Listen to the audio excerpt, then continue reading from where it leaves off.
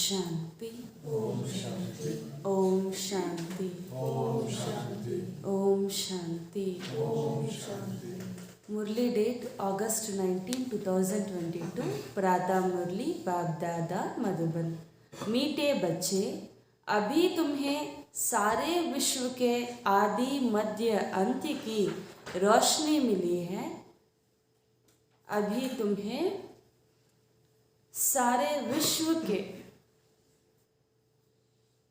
आदि मध्य अंत्य की रोशनी मिली है। तुम ज्ञान को बुद्धि में रख सदा हर्षित रहो। तुम ज्ञान को बुद्धि में रख सदा ಹರ್ಷಿತ್ ರಹೋ. ತಂದೆ ಹೇಳ್ತಿದ್ದಾರೆ, ಮಧುರ ಮಕ್ಕಳೇ, ಈಗ ತಮಗೆ ಪೂರ್ತಿ ವಿಶ್ವದ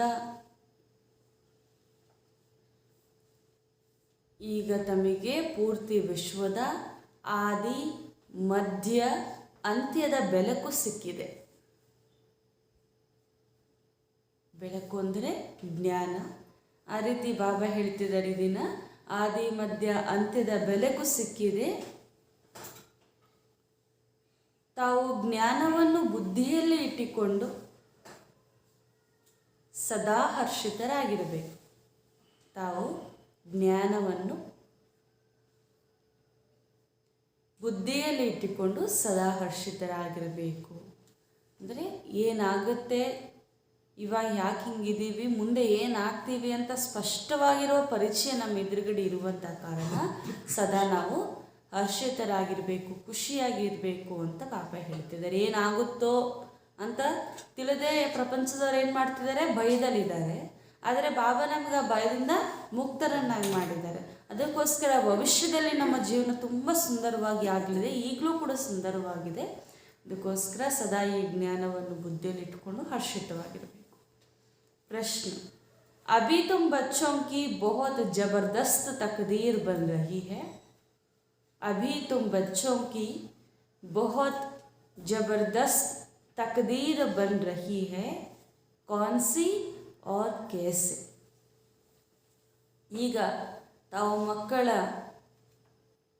ಅದೃಷ್ಟವು ಬಹಳ ಚೆನ್ನಾಗಿ ಆಗುತ್ತಿದೆ. ಹೇಗೆ ಮತ್ತು ಯಾವುದು, ಯಾವ ಅದೃಷ್ಟ ಮತ್ತು ಅದು ಹೇಗೆ ತುಂಬ ಚೆನ್ನಾಗಿ ನಿರ್ಮಾಣ ಆಗ್ತಿದೆ ಅಂತ ಬಾಬಾ ಪ್ರಶ್ನೆ ಕೇಳಿದೆ. ಹೇಗೆ ಯಾವ ಅದೃಷ್ಟ ನಮಗೆ ಬೆಳಗ್ತಿದೆ ಮತ್ತು ಹೆಂಗೆ, ಯಾವುದು ಮತ್ತು ಹೆಂಗೆ ಅಂತ. उत्तर, अभी तुम श्रीमत पर चल 21 जन्मों के लिए बाप से बेहद का वर्षा ले रहे हो. ಈಗ ತಾವು ಶ್ರೀಮದ್ದಂತೆ ನಡೆದು 21 ಜನ್ಮಗಳಿಗೆ ತಂದೆಯಿಂದ ಬೇಹದ್ದಿನ ಆಸ್ತಿಯನ್ನು ಪಡೆಯುತ್ತಿದ್ದೀರಿ. ಶ್ರೀಮತ್ पर तुम्हारी सब मनोकामनाएं पूरी हो रही है. यह तुम्हारी जबरदस्त तकदीर है. ಶ್ರೀಮತದಂತೆ ತಮ್ಮ ಎಲ್ಲ ಮನೋಕಾಮನೆಗಳು ಪೂರ್ತಿಯಾಗ್ತಿದೆ. ಶ್ರೀಮತದಂತೆ ತಮ್ಮ ಎಲ್ಲ ಮನೋಕಾಮನೆಗಳು ಪೂರ್ತಿಯಾಗ್ತಿದೆ. ಇದೇ ಜಬರ್ದಸ್ತ್ ಅದೃಷ್ಟ ಅಂತ ಹೇಳ್ತಿದ್ದಾರೆ ಬಾ. ತುಂಬ ಒಳ್ಳೆಯ ಅದೃಷ್ಟ ಇದೇ ಆಗಿದೆ. तुम 84 जन्म लेने वाले बच्चे ही चक्र लगाकर अभी ब्राह्मण बने हो, फिर देवता बनेंगे. ऊंच तकदीर तब बनती है जब बुद्धियोग बल और ज्ञान बल से रावण राज्य पर जीत पाते हो. तुम्हारी बुद्धि में है कि हम बाप के पास आए हैं अपनी तकदीर बनाने, अर्थात लक्ष्मी नारायण के पद को पाने. ತಂದೆ ಹೇಳ್ತಿದ್ದಾರೆ, ತಾವು 84 ಜನ್ಮವನ್ನು ಪಡೆದಿದ್ದೀರಿ. ಈಗ ಮಕ್ಕಳು ಎಲ್ಲ ಚಕ್ರವನ್ನು ಹಾಕಿ ಬಂದಿದ್ದೀರಿ. ಈಗ ಬ್ರಾಹ್ಮಣರಾಗಿ ಮತ್ತೆ ಭವಿಷ್ಯದಲ್ಲಿ ಏನಾಗ್ತೀರಿ, ದೇವತೆಗಳಾಗ್ತೀರಿ. ಈ ಅತಿ ಉನ್ನತವಾಗಿರುವಂಥ ಅದೃಷ್ಟ ಈಗ ನಿರ್ಮಾಣ ಆಗ್ತೀರಿ ಅಂತ ಬಾಬಾ ಹೇಳ್ತಾರೆ. ಅದು ಹೆಂಗೆ ಅಂತಂದರೆ ಬುದ್ಧಿಯ ಬಲ ಹಾಗೂ ಜ್ಞಾನ ಬಲದಿಂದ ಅಂತ ಹೇಳ್ತಿದ್ದಾರೆ. ಹೆಂಗೆ ನಿರ್ಮಾಣ ಆಗ್ತಿದೆ ಅಂತಂದರೆ ಬುದ್ಧಿಯ ಬಲ ಹಾಗೂ ಜ್ಞಾನ ಬಲದಿಂದ ಮಾಯಾ ರಾವಣನ ಮೇಲೆ ವಿಜಯವನ್ನು ಪಡಿಬೇಕು. బాబా చెప్తున్నారు, పిల్లలారా ఇప్పుడు మీ అదృష్టము చాలా మంచిగా వెలిగింది. ఎలా అని అంటే ఈ సమయంలో స్వయం భగవంతుడు మీకు లభించి వారు ఒక శ్రేష్టమైన మతమును మనకు ఇస్తున్నారు. ఎలా నడుచుకోవాలి, ఎలా చేయాలి అనేసి స్వయం భగవంతుడే మనకు తెలిపిస్తున్నారు. కావున ఈ మార్గంపై నడిచేటందువలన మన యొక్క అన్ని కోరికలు ఏవైతే ఉన్నాయో అవన్నీ కూడా తీరిపోతున్నాయి అంటున్నారు. ఇదే ఎంతో పెద్ద భాగ్యం. బయట ఒక కోరిక తీర్చుకోవడానికి ఎంతో ముడుపులు కడతారు, ఎన్నో ఉపవాసాలు, వ్రతాలు, యజ్ఞాలు చేస్తూ ఉంటారు. కానీ భగవంతుడు చెప్తున్నారు, మీకు అవి ఏమిటి అవసరం లేదు, నేను ఎలాగైతే చెప్తానో అలా మీరు నడుచుకుంటే చాలు, మీ అన్ని మనోకామనలు ಪೂರ್ತಿ అయిపోతాయి ಅಂటున్నారు. ಈಗ ನಾವು ತಂದೆ ಹತ್ರ ಬಂದಿರೋದೇಕೆ ಅದೃಷ್ಟವನ್ನು ಬೆಳಗಿಸ್ಕೊಳ್ಳಿಕ್ಕೆಂದರೆ ಲಕ್ಷ್ಮೀನಾರಾಯಣರ ಪದವಿಯನ್ನು పಡೆಯೋದಕ್ಕೆ. తండ్రి చెప్పేటటువంటి ఈ శ్రీమతము ఏదైతే ఉందో దీనిపై మనం నడుచుకున్నట్లయితే మనము ఎంతో ఉన్నతమైన వారిగా, అంటే దేవతల సమానమైన వారిగా, లక్ష్మీ నారాయణుల సమానమైన వారిగా అవగలము అంటున్నారు. ఇదే కదా భాగ్యం అంటే అంటున్నారు బాబా. ಗೀತ್ ತಕದೀರ್ ಜಗಾಕರ್ ಆಯಿ, ಅದೃಷ್ಟವನ್ನು ಬೆಳಗಿಸಿಕೊಂಡು ಬಂದಿದ್ದೇನು. ಓಂ ಶಾಂತಿ. यह भगवान की पाठशाला है, यह ही भगवान वाच बच्चों प्रति. ಇದು ಯಾರ ಪಾಠಶಾಲೆ? ಎಲ್ಲಿಗೆ ಬಂದಿದ್ದೀರಿ? ಭಗವಂತನ ಪಾಠಶಾಲೆಯಾಗಿದೆ. ಇಲ್ಲಿರುವುದೇ ಭಗವಂತನ ವಾಚ. ಯಾರ ಪ್ರತಿ? ಮಕ್ಕಳ ಪ್ರತಿ. गीत की पहली लाइन है, तकदीर जगा कर आई हूँ. यह ईश्वरीय पाठशाला व बेहद बाप की पाठशाला में भगवान तो एक को ही कहा जाता है. भगवान अनेक नहीं होते हैं, सभी आत्माओं का बाप एक ही है. ಬಾಬಾ ಹೇಳ್ತಿದ್ದಾರೆ, ಈ ಹಾಡಿನ ಮೊದಲನೆಯ ಲೈನಲ್ಲಿ ಏನು ಹೇಳತ್ತೆ, ಅದೃಷ್ಟವನ್ನು ಬೆಳಗಿಸಿಕೊಂಡು ಬಂದೇನು ಅಂತ. ಅದು ಬೆಳಗುವುದು ಎಲ್ಲಿ ಅಂತಂದರೆ ಈ ಈಶ್ವರ್ಯ ಪಾಠಶಾಲೆ ಅಥವಾ ಬೇಹದ್ದಿನ ತಂದೆಯ ಪಾಠಶಾಲೆಯಲ್ಲಿ. ಈಗ ಭಗವಂತ ಅಂತ ಎಷ್ಟು ಜನರಿಗೆ ಹೇಳಲಾಗುತ್ತೆ? ಒಬ್ಬರಿಗೆ ತಾನೆ. ಅವರು ಅನೇಕರಿರಲಿಕ್ಕೆ ಸಾಧ್ಯ ಇಲ್ಲ. ಆ ಒಬ್ಬ ಭಗವಂತನೇ ಸರ್ವಾತ್ಮನಿಗೂ ಸಹ ತಂದೆ ಆಗಿದ್ದಾರೆ. ఇప్పుడు మన ఇక్కడ కూర్చున్నది ఈశ్వరీయ పాఠశాలలు, అంటే స్వయం భగవంతుడు నేర్పించేటటువంటి విద్యాలయంలో కూర్చుని ఉన్నాము. ఇక్కడ భగవంతుడు ఒకరే. ఎలాగైతే బయట పిల్లలకి చదువు చెప్పేటప్పుడు శిక్షకుడు ఒకరే కదా ఉంటారు. ఒక శిక్షకుడు చెప్తేనే పిల్లలకు అర్థమవుతుంది. ఒకేసారి 2-3 చెప్తే అర్థమవుతుందా? లేదు కదా. ఇక్కడ కూడా అంతే, సర్వాత్మకి కూడా తండ్రి అయినటువంటి ఒకే ఒక్క భగవంతుడు మాత్రమే వచ్చి మనకి ఈ విద్యని చదివిస్తారు. ఈ విద్యని నేర్పించేటటువంటి వారు భగవంతుడు. కావున ఇది ఒక పాఠశాల అయింది అంటున్నారు. अब एक बाप और अनेक बच्चों का यह संगठन व मेला, ज्ञान सागर और ज्ञान नदियाँ. पानी के सागर को ज्ञान सागर नहीं कहेंगे. ज्ञान सागर से यह नदियाँ निकलती है, उनका यह मेला है. वह है भक्ति, यह है ज्ञान. ಅಂದರೆ ಬಾಬಾ ಹೇಳ್ತಿದ್ದಾರೆ, ಇಲ್ಲಿ ತಂದೆ ಹಾಗೂ ಮಕ್ಕಳ ಮಿಲನ ಏನಿದೆ ಇದೊಂದು ಸಂಘಟನೆ, ಇದನ್ನು ಒಂದು ಮೇಳ ಎಂದು ಹೇಳಲಾಗುತ್ತೆ. ನದಿ ಹಾಗೂ ಸಾಗರ ಸೇರುವಂತಹ ಒಂದು ಸುಂದರವಾಗಿರುವಂತಹ ಸಮಯ ಅಥವಾ ಸ್ಥಾನ ಇದು ಅಂತ ಬಾಬಾ ಹೇಳ್ತಾರೆ. ಇದು ಏನೋ ಹೊರಗಿನ ನೀರಿನ ಸಾಗರ ಅಲ್ಲ, ಆದರೆ ಜ್ಞಾನ ಸಾಗರವಾಗಿದೆ. ಜ್ಞಾನ ಸಾಗರ ಹಾಗೂ ಜ್ಞಾನ ನದಿಗಳಲ್ಲಿ ಸೇರ್ತಾರೆ. ಅದಕ್ಕೆ ಇದನ್ನು ಮೇಳ ಎಂದು ಹೇಳ. ಹೊರಗಡೆ ಮೇಲೆ ಮಾಡ್ತಾರೆ, ಅದೆಲ್ಲ ಕೂಡ ಭಕ್ತಿ ಮಾರ್ಗ. ಆದರೆ ಇಲ್ಲಿರುವುದು ಜ್ಞಾನ. ज्ञान को कहा जाता है ब्रह्मा का दिन, सचिव त्रेता, और भक्ति है रात, द्वापर, कलयुग. सद्गति हो रही है अर्थात पतित से पावन बन रहे हो. राजयोग सीख तमो प्रधान से सतो प्रधान बन रहे हो. सतो प्रधान बनेंगे तब ही स्वर्ग में जाएंगे. फिर सतो प्रधान से तमो प्रधान में तुम कैसे आते हो? या तो ಚಕ್ರ ಹೇನ. ಅಂದರೆ ಬಾಬಾ ಹೇಳ್ತಿದ್ದಾರೆ, ಜ್ಞಾನ ಅಂತ ಸತ್ಯುಗ ತ್ರೇತಾಯುಗಕ್ಕೆ ಹೇಳಲಾಗತ್ತೆ. ರಾತ್ರಿ ಅದು ಹಗಲಾಗತ್ತೆ, ಆಮೇಲೆ ರಾತ್ರಿ ಈ ಕಲಿಯುಗ ಹಾಗೂ ದ್ವಾಪರ ಯುಗಕ್ಕೆ ಹೇಳಲಾಗತ್ತೆ. ಫಸ್ಟ್ ನೀವು ಸತೋ ಪ್ರಧಾನರಾಗಿರ್ತೀರಿ, ಆಮೇಲೆ ಇಲ್ಲಿಗೆ ಬಂದ ಮೇಲೆ ತಮೋ ಪ್ರಧಾನ. ಫಸ್ಟ್ ಸದ್ಗತಿಯಲ್ಲಿ ಇರ್ತೀರಿ, ಈಗ ದುರ್ಗತಿಯಲ್ಲಿ ಇದ್ದೀರಿ ಅಂತ ಬಾಬಾ ಹೇಳ್ತಾರೆ. ಇದು ಯಾಕೆ ಹಿಂಗಾಯಿತು ಅಂತಂದರೆ ಇದು ಚಕ್ರ ಅಷ್ಟೇ ಅಂತ ಬಾಬಾ ಹೇಳ್ತಾರೆ. ಚಕ್ರದಲ್ಲಿ ತಿರುಗಲೇಬೇಕು. ಏನು ಹತ್ತ ಮೇಲೆ ಇಳಿಲೇಬೇಕು. ಯಾಕೆ ಇಳಿಬೇಕು ಅಂತ ಕೇಳೋಂಗೆ ಪ್ರಶ್ನೆನೇ ಇಲ್ಲ ಅಂತ. ಅದೇ ರೀತಿ ಬಾಬಾ ಹೇಳ್ತಾರೆ ಇದೊಂದು ಚಕ್ರ ಅಂತ. भारत स्वर्ग था, उसमें लक्ष्मी नारायण का राज्य था. अभी तक भी मंदिर आदि बनाते रहते हैं. सत्युग में यह थे जरूर, अभी तो कलयुग है. सत्युग में यथा महाराजा महारानी तथा प्रजा पावन थे. लक्ष्मी नारायण को महाराजा महारानी कहा जाता है. बचपन में वह राजकुमार कृष्ण, राजकुमारी राधे थी. ನೋಡಿ ಬಾಬಾ ಹೇಳ್ತಿದ್ದಾರೆ, ಈಗ ನೀವೆಲ್ಲರೂ ಕೂಡ ಸದ್ಗತಿಯಲ್ಲಿದ್ದೀರಿ, ಅಂದರೆ ಪತಿತರಿಂದ ಪಾವನರಾಗ್ತಿದ್ದೀರಿ. ರಾಜಯೋಗವನ್ನು ಕಲಿತುಕೊಂಡು ತಮೋಪ್ರಧಾನರಿಂದ ಸತೋಪ್ರಧಾನರಾಗಿ ಆಗ್ತಿದೆ.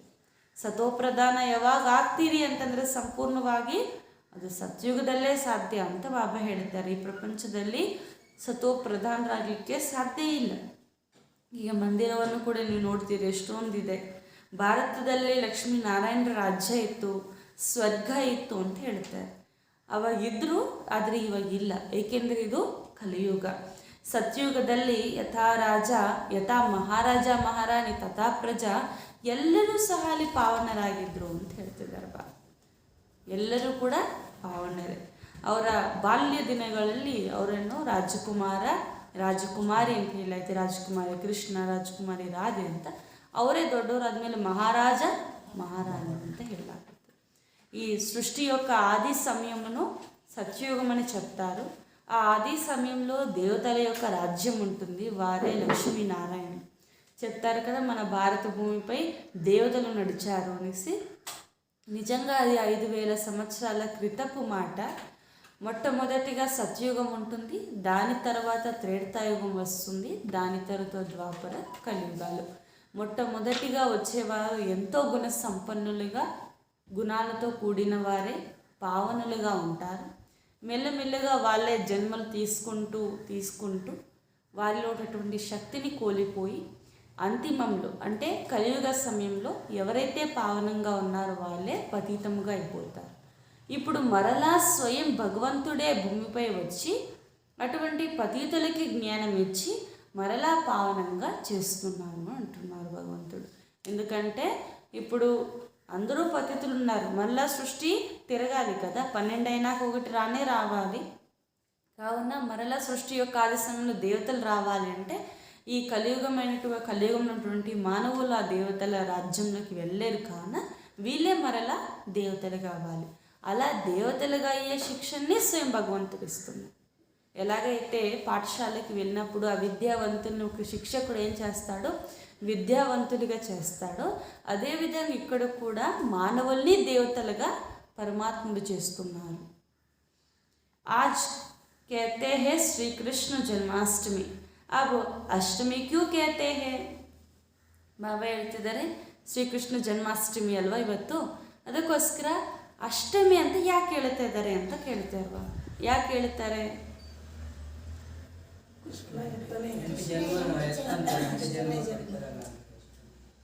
शास्त्र का भी जोर सार है, वह तुमको समझाया जाता है. चित्रों में भी दिखाते हैं विष्णु की नाभि से ब्रह्मा निकले, ऐसे नहीं विष्णु बेट ब्रह्मा द्वारा शास्त्रों का सार समझाते हैं. नहीं, परमपिता परमात्मा शिव परमधाम से आकर ब्रह्मा तन का आधार ले तुमको यह राज समझाते हैं. मनुष्य इतनी मेहनत करते हैं, भक्ति करते हैं, मिलता कुछ भी नहीं. इसलिए भगवान कहते हैं जब भक्ति पूरी होती है तब फिर मैं आता हूँ, क्योंकि तुम्हारी पूरी दुर्गति हो जाती है. ಅಂದರೆ ಬಾಬಾ ಹೇಳ್ತಾರೆ ಅಷ್ಟಮಿ ಅಂತ ನಮಗೆ ತಿಳಿದಿರುವಂಥ ಮಾತು ಏನು ಅಂತಂದರೆ, ಕೃಷ್ಣ 8 ರೂಪಗಳನ್ನು ತಾಳ್ತಾರೆ, ಅದಕ್ಕೋಸ್ಕರ ಅವರನ್ನು ಆ ಥರ ಹೇಳ್ತಾರೆ, ಅದಕ್ಕೆ ಜನ್ಮಾಷ್ಟಮಿ ಅಂತ ಹೇಳಲಾಗತ್ತೆ ಅಂತ. ಅಂದರೆ ಬಾಬಾ ಹೇಳ್ತಾರೆ ಎಲ್ಲ ಶಾಸ್ತ್ರಗಳ ಸಾರ ಅಂತೂ ಈಗ ನೀವು ತಿಳ್ಕೊಳ್ತಾ ಇದ್ದೀರಿ, ಇಲ್ಲಿವರೆಗೂ ವಿಸ್ತಾರವನ್ನು ತಿಳ್ಕೊಂಡಿದ್ದೀರಿ. ಚಿತ್ರಗಳಲ್ಲಿ ತೋರಿಸ್ತಾರೆ ವಿಷ್ಣುವಿನ ನಾಭಿಯಿಂದ ಬ್ರಹ್ಮ ಬಂದರು ಅಂತ. ಆದರೆ ಬಾಬಾ ಹೇಳ್ತಾರೆ ವಿಷ್ಣು ಕುಳಿತು ವಿಷ್ಣು ಏನು ಎಲ್ಲ ಶಾಸ್ತ್ರಗಳನ್ನು ಓದಿಲ್ಲ, ಬ್ರಹ್ಮನ ಮುಖಾಂತರವೇ ಎಲ್ಲ ಶಾಸ್ತ್ರಗಳ ಸಾರವನ್ನು ನಾನು ತಿಳಿಸ್ಕೊಡ್ತೇನೆ, ವಿಷ್ಣುವಿನಿಂದ ಅಲ್ಲ ಅಂತ ಹೇಳ್ತಿದ್ದಾರೆ ಬಾಬಾ. ಮತ್ತು ಪರಂಪಿತ ಪರಮಾತ್ಮ ಶಿವ ಪರಮಧಾಮದಿಂದ ಬಂದು ಬ್ರಹ್ಮನ ತನವನ್ನು ಆಧಾರವಾಗಿ ತೆಗೆದುಕೊಂಡು ನಮಗೆ ಈ ರಹಸ್ಯಗಳನ್ನು ತಿಳಿಸ್ಕೊಡ್ತಾರೆ. ಮನುಷ್ಯರು ಭಕ್ತಿ ಮಾಡಲಿಕ್ಕೆ ಎಷ್ಟೊಂದು ಪರಿಶ್ರಮ ಪಡ್ತಾರೆ. ಭಕ್ತಿಯಲ್ಲಿ ಪರಿಶ್ರಮ ಇದೆಯಲ್ವ, ಆದರೆ ಅಷ್ಟು ಪರಿಶ್ರಮ ಪಟ್ಟು ಏನು ಸಿಗುತ್ತೆ? ಏನೂ ಸಿಗಲ್ಲ ಅಂತ ಬಾಬಾ ಹೇಳ್ತಾರೆ. ದೇವಸ್ಥಾನಕ್ಕಷ್ಟೆಲ್ಲ ಕಷ್ಟಪಟ್ಟು ಎಲ್ಲ ಏನೆಲ್ಲ ಪೂಜೆ ಸಾಮಗ್ರಿ ತಗೊಂಡು ಹೋಗಿದ್ರೆ ಮತ್ತು ರಿಟರ್ನ್ ಪೂಜಾರಿ ಏನು ಕೈ ಕೊಡ್ತಾರೆ? ಚಿಪ್ಪೆ ಕೊಟ್ಟು ಕಳಿಸ್ತಾರೆ. ಅಂದರೆ ಬಾಬಾ ಹೇಳ್ತಿದ್ದಾರೆ, ಭಕ್ತಿ ಮಾಡೋದ್ರಲ್ಲಿ ಎಷ್ಟೊಂದು ಪರಿಶ್ರಮ ಇದೆ, ಆದರೆ ಲಾಭ ಏನೂ ಕೂಡ ಇಲ್ಲ ಅಂತ. ಆದರೆ ಈ ಸಮಯದಲ್ಲಿ ಭಗವಂತ ಹೇಳ್ತಿದ್ದಾರೆ, ಭಕ್ತಿ ಯಾವಾಗ ಪೂರ್ತಿ ಆಗುತ್ತೋ ಆಗ ನಾನು ಬರ್ತೇನೆ, ನೀವು ಪೂರ್ತಿ ದುರ್ಗತಿಯಲ್ಲಿರುವಂಥ ಸಮಯದಲ್ಲಿ ನಾನು ಬರ್ತೇನೆ, ಪುನಃ ಸತ್ಯುಗ ತ್ರೇತಾಯುಗದ ರಾಜ್ಯ ಭಾಗ್ಯವನ್ನು ನೀವು ಈ ಸಮಯದಲ್ಲಿ ಪಡೆಯುತ್ತೀರಿ.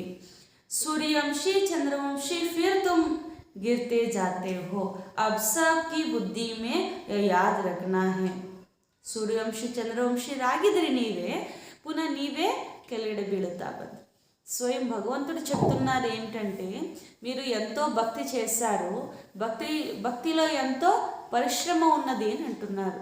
కానీ అంత పరిశ్రమ చేసిన తర్వాత మనం ఏదైతే యథార్థంగా లేదా సత్యమైనటువంటి శాంతి కావాలనో, లేదా కొంచెం మన జీవితంలో ఎటువంటి దుఃఖం లేకుండా ఎటువంటి కష్టం లేకుండా ఉండాలనేది కోరికతో వెళ్తామో, లేదా భగవంతుడిని పొందుకోవాలని వెళ్తామో, ఏ కోరిక కూడా మీకు భక్తిలో పూర్తి అవ్వదు అని అంటున్నారు.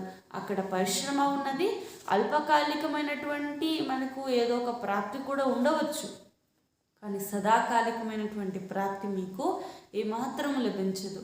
జ్ఞానముతోనే మీకు సద్గతి లభిస్తుంది అని అంటున్నారు భగవంతుడు. కాబట్టి భక్తి చేయటానికన్నా కూడా స్వయం భగవంతుని యథార్థంగా మనం స్మృతి చేసినట్లయితే దీనిలో మీకు ప్రాప్తి ఉన్నది. अब तुम बच्चों को सारे विश्व के आदि मध्य अंत की रोशनी मिली है और कोई की बुद्धि में यह रोशनी नहीं. ಈಗ ತಮಗೆ ಈ ಬೆಳಕು ಸಿಕ್ಕಿದೆ ಅಂದರೆ ಈ ಜ್ಞಾನ ಸಿಕ್ಕಿದೆ, ಉಳಿದವರು ಯಾರಿಗೂ ಕೂಡ ಈ ಜ್ಞಾನ ಸಿಕ್ಕಿಲ್ಲ ಅಂತ ಬಾಬಾ ಹೇಳ್ತಾರೆ. ಇವಾಗ ನಾವು ಮಂದಿರಕ್ಕೆ ಹೋಗಿದ್ರು ಕೂಡ ಮಂದಿರದಲ್ಲಿ ಮೂರ್ತಿ ನೋಡಿದ್ರೆ ಏನು ಅನಿಸುತ್ತೆ? ನಮ್ಮದೇ ಮೂರ್ತಿ ಅಂತ ಅನಿಸುತ್ತಲ್ವಾ? ಏಕೆಂದರೆ ನಾವೇ ಹಿಂಗಾಗಿದ್ವಿ, ಇವಾಗ ಹಿಂಗಾಗಿದ್ವಿ, ಪುನಃ ಹಂಗೆ ಹಾಕ್ತೀವಿ ಅಂತ ಈ ಪೂರ್ತಿ ಚಕ್ರದ ಜ್ಞಾನ ಅರಿವು ನಮಗೆ ಸ್ಪಷ್ಟವಾಗಿದೆ. ಅದಕ್ಕೆ ಬಾಬಾ ಹೇಳ್ತಾರೆ ನಿಮಗೆ ಬೆಲೆ ಸಿಕ್ಕಿದೆ ಅಂತ. ತುಮ್ ಜಾನ್ತೆ ಹೋ ಸಬ್ಸೆ ऊपर है शिव बाबा, पीछे सूक्ष्म वतन में ब्रह्मा विष्णु शंकर, स्थूल वतन में मनुष्य सृष्टि में भी पहले जगदम्बा जगत पिता नाम गाया हुआ है. सूक्ष्म वतन में सिर्फ ब्रह्मा ही दिखाते हैं. उनको कहेंगे ब्रह्मा देवताय नमः, विष्णु देवताय नमः. यहाँ जो ब्रह्मा सरस्वती है या कौन है? ब्रह्मा की बहुत महिमा है. ब्रह्मा की बेटी तो तुम भी हो.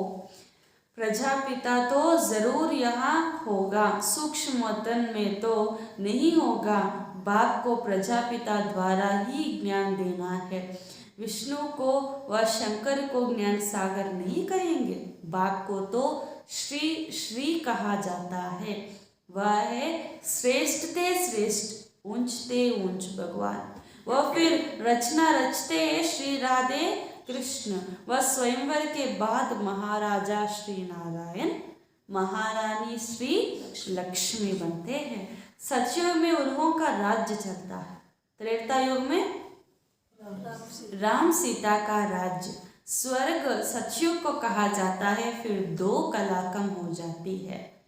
14 कला से 16 कला से 14 कला, माना 2 कलाएं कम हो जाते हैं. फिर द्वापर से भक्ति मार्ग शुरू हो जाता है. ಅಂದರೆ ಬಾಬಾ ಹೇಳ್ತಾರೆ ಇಲ್ಲಿ ಫಸ್ಟು ಅತಿ ಉನ್ನತವಾಗಿರುವಂಥವ್ರು ಸೃಷ್ಟಿಯಲ್ಲಿ ಒಬ್ಬ ಶಿವಬಾಬಾ ಅಂದರೆ ಪರಂಪಿತ ಪರಮಾತ್ಮ. ಆನಂತರ ಸೂಕ್ಷ್ಮ ವತನದಲ್ಲಿ ಬ್ರಹ್ಮ ವಿಷ್ಣು ಶಂಕರರಿರುತ್ತಾರೆ. ಆನಂತರ ಈ ಮನುಷ್ಯ ಸೃಷ್ಟಿಯಲ್ಲೂ ಕೂಡ ಜಗತ್ಪಿತ ಹಾಗೂ ಜಗನ್ಮಾತ ಅಂದರೆ ಜಗದಂಬ, ಇವರಿಬ್ಬರ ಮಹಿಮೆ ಇದೆ ಅಂತ ಹೇಳ್ತಿದ್ದಾರೆ ಬಾಬಾ. ಅದಕ್ಕೆ ನಾವು ಮಂತ್ರವನ್ನು ಹೇಳುವಾಗಲೂ ಕೂಡ ಬ್ರಹ್ಮ ದೇವತಾಯ ನಮಃ, ವಿಷ್ಣು ದೇವತಾಯ ನಮಃ ಅಂತ ಹೇಳ್ತೀವಿ.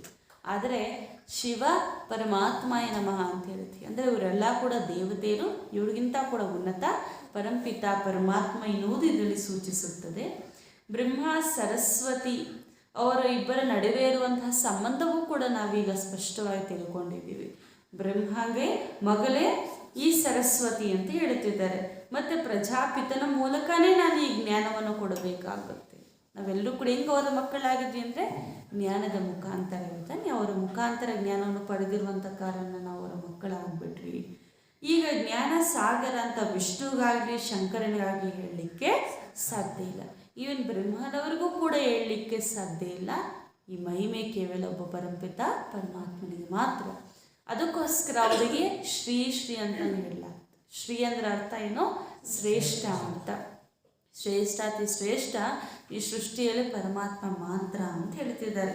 ಆನಂತರ ಉನ್ನತವಾಗಿರುವಂಥವ್ರು ಅಂತ ಶ್ರೀ ಅಂತೇಳಿ ಶ್ರೀಕೃಷ್ಣ, ಶ್ರೀರಾಧ. ಆಮೇಲೆ ಅವರೇ ಪಟ್ಟಾಭಿಷೇಕ ಆದಮೇಲೆ ಅಂದರೆ ಸ್ವಯಂವರದ ನಂತರ ಶ್ರೀ ಮಹಾರಾಜ ನಾರಾಯಣ, ಶ್ರೀ ಮಹಾರಾಣಿ ಲಕ್ಷ್ಮಿ ಅಂತ ಅವರಿಗೆ ಹೇಳಲಾಗುತ್ತೆ. ವಿಶ್ವ ಮಹಾರಾಜ. ಅದಕ್ಕೆ ಬಾಬಾ ಹೇಳ್ತಿದ್ದಾರೆ, ಈ ರೀತಿ ಶ್ರೀ ಎನ್ನುವಂತಹ ಶಬ್ದವನ್ನು ದೇವತೆಯರಿಗೆ ಹೇಳ್ಬೋದು. ಶ್ರೀ ಶ್ರೀ ಎನ್ನುವಂತಹ ಆ ಸಂಬೋಧನೆ ಏನಿದೆ ಅದು ಪರಮಾತ್ಮನಿಗೆ ಮಾತ್ರ ಹೇಳಬಹುದು ಹೊರತು ಇನ್ಯಾವ ಮನುಷ್ಯರಿಗೂ ಕೂಡ ಹೇಳಲಿಕ್ಕೆ ಸಾಧ್ಯ ಇಲ್ಲ. ಅಂದರೆ పరమాత్ముడు చెప్తున్నారు, ఈ సమయంలో అతి ఉన్నతమైన వారు శివబాబా మాత్రమే, అంటే శివుడు మాత్రమే. వారి తర్వాత బ్రహ్మ, విష్ణు, శంకరులు ఉన్నతమైన వారు. ఈ మనుష్య సృష్టి దాని తర్వాత వస్తుంది అని అంటున్నారు. ఈ సమయంలో స్వయం పరమాత్ముడే వచ్చి మనకు జ్ఞానం తెలిపిస్తున్నారు. కావున వారొక్కరిని మాత్రమే మన జ్ఞాన సాగరులు అని అంటాం. ప్రపంచంలో వేరెవరిని కూడా జ్ఞాన సాగరులని అనము అని అంటున్నారు. ఎందుకంటే ఇటువంటి ఆత్మిక జ్ఞానమును వేరెవ్వరూ కూడా మనకు చదివించరు. మరియు ఇక్కడ మనం చూడొచ్చు, ఎవరైనా కూడా ఉంటే పేరు శ్రీ అని పెట్టుకుంటారు, శ్రీ అని చెప్తారు. కానీ మనకి ఎవరు కూడా శ్రీ అని చెప్పలేరు. ఇప్పుడు మీరు శ్రేష్టమైన వారంటే ఎవరైనా ఒప్పుకుంటారా? లేదు. మనం అందరూ కూడా ఏదో ఒక విధంగా మనము తెలుసో తెలియకో ఎన్నో పాపాలు చేసాము, దానివల్ల మనం పతితులుగా అయిపోయాం. కావున శ్రీ శ్రీ అనే శబ్దం ఏదైతే ఉందో దీన్ని పరమాత్ముడికి చెప్పగలం, ఎందుకంటే వాళ్ళు శ్రేష్టాతి శ్రేష్టమైన వారని. దాని తర్వాత శ్రీ అనేది దేవతలకి మాత్రమే చెప్పగలము అని అంటున్నారు. అభి బాప్ कहते हैं तुम बच्चों को मैं सद्गति में ले जाता. ಈ ತಂದೆ ಹೇಳ್ತಾರೆ, ಮಕ್ಕಳೇ ನಾನು ನಿಮ್ಮನ್ನು ಸದ್ಗತಿಗೆ ಕರ್ಕೊಂಡು ಹೋಗ್ತೇನೆ. ಭಾರತ್ ಪಾವಂತ ಫಿರ್ ಪತೀತ್ ಕಿಸ್ನೆ ಬನಾಯ. ಭಾರತ ಪಾವನವಾಗಿತ್ತಲ್ವಾ, ಆಮೇಲೆ ಇದನ್ನು ಪತೀತ ಯಾರು ಮಾಡಿದ್ರು? ರಾವಣನೇ. इसलिए मुझे ही कल्प कल्प आना पड़ता है, पतितों को आकर पावन बनाना पड़ता है. ರಾವಣ ಮಾಡಿಬಿಟ್ಟಿದ್ದಾನೆ, ಅದಕ್ಕೋಸ್ಕರ ಪುನಃ ನಾನೇ ಬರಬೇಕಾಗುತ್ತೆ ಪತಿತರನ್ನು ಪಾವನ ಮಾಡಲಿಕ್ಕೆ ಅಂತ. तुम यहाँ आए हो तकदीर बनाने अर्थात विश्व का मालिक बनाने बन्ने. ಬಾಬಾ ಹೇಳ್ತಿದ್ದಾರೆ, ಈಗ ನೀವು ಅದೃಷ್ಟವನ್ನು ಬೆಳಗಿಸ್ಕೊಳ್ಳಿಕ್ಕೆ ಬಂದಿದ್ದೀರಿ. ಅಂದ್ರೇನು? ವಿಶ್ವದ ಮಾಲೀಕರಾಗಲಿಕ್ಕೆ ಬಂದಿದ್ದೀರಿ. बाप समझाते हैं या बुद्धि में रखो, तुम ही 100 देवी देवता थे, अब ब्राह्मण बने हो फिर देवता बने. ಒಂದು ಮಾತು ನೀವು ಸ್ಪಷ್ಟವಾಗಿ ಬುದ್ಧಿಯಲ್ಲಿ ಇಟ್ಟುಕೊಳ್ಳಿ. ಯಾವ ಸ್ಪಷ್ಟ ಮಾತು ಅಂತಂದರೆ, ನಾವೇ ದೇವಿ ದೇವತೆಯರಾಗಿದ್ವಿ, ಇವಾಗ ಬ್ರಾಹ್ಮಣರಾಗಿದ್ದೀವಿ, ಮತ್ತೆ ನಾವೇ ದೇವತೆಯರಾಗ್ತೀವಿ ಅಂತ. ಏನು ಸ್ಮೃತಿಯಲ್ಲಿ ಇಟ್ಕೊಳ್ಬೇಕು?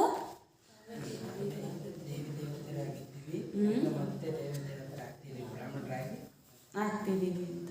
ಯಾ ಬಾಜೋಲಿ ಪಹಲೆ ಪಹಲೆ है छोटी, उसके ऊपर में है शिव बाबा. फिर यह ब्राह्मणों की रचना रची, अडॉप्ट किया.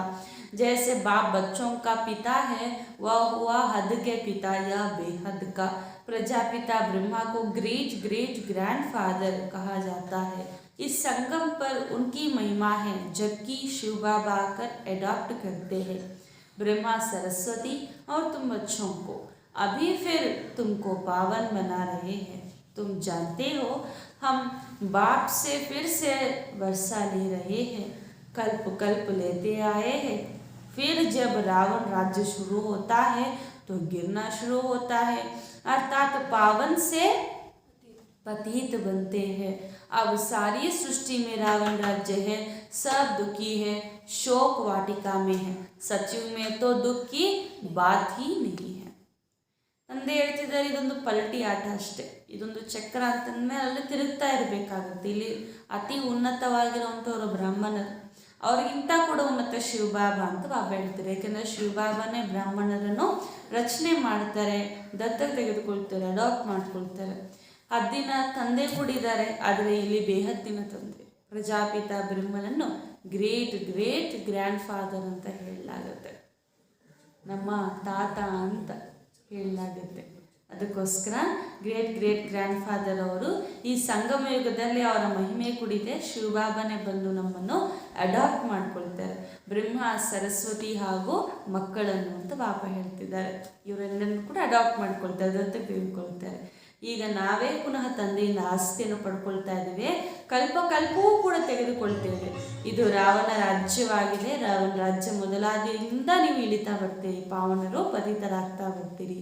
ಪೂರ್ತಿ ಸೃಷ್ಟಿಯಲ್ಲಿ ರಾವಣ ರಾಜ್ಯ ಇರುತ್ತೆ, ದುಃಖಿತರಾಗ್ತೀರಿ, ಶೋಕ ವಾಟಿಕೆಯಲ್ಲಿ ಇರ್ತೀರಿ. ಆದರೆ ಸತ್ಯುಗದಲ್ಲಿ ಇಂಥ దుఃಖದ ಮಾತೇ ಇಲ್ಲ ಅಂತ ಹೇಳ್ತಿದ್ದಾರೆ.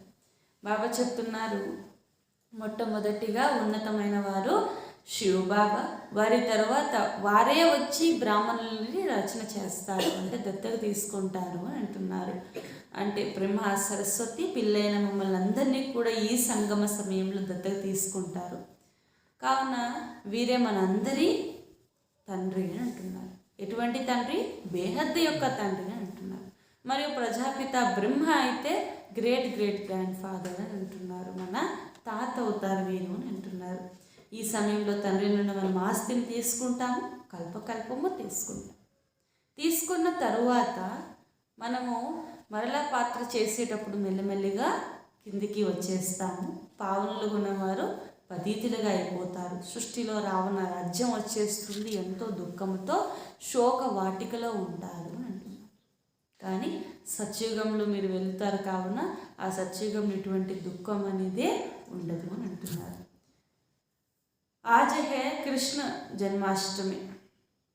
कहते हैं देविका को 8वां नंबर बच्चा कृष्ण पैदा हुआ.